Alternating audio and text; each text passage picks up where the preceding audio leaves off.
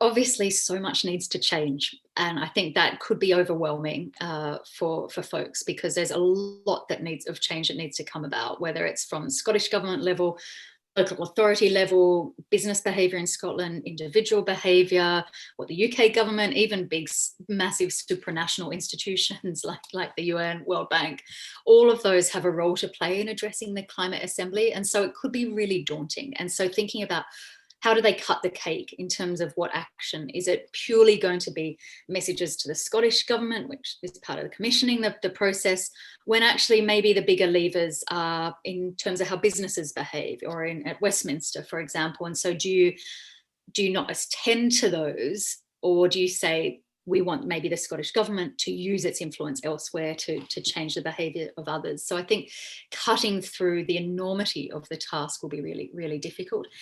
The other challenge, I think, is also maintaining ambition, because it's all very sensible, I think, to want to stay positive and think about what's achievable and maybe what's doable in maybe a year. But there's a risk that we aim too low in just focusing on apparently what's achievable within the current paradigm. And so I really hope the discussion stays bold and isn't confined by the art of the currently possible, because if anything we've seen over the last few years, enormous change can happen. Governments can move, whereas in the last few decades they've said we're never going to go there, and suddenly here they are acting and intervening in the economy like we've never seen before.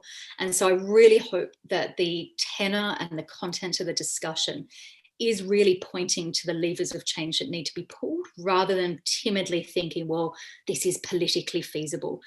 Because if we stay there, we won't get the ambition and the extent of change that is so urgently needed.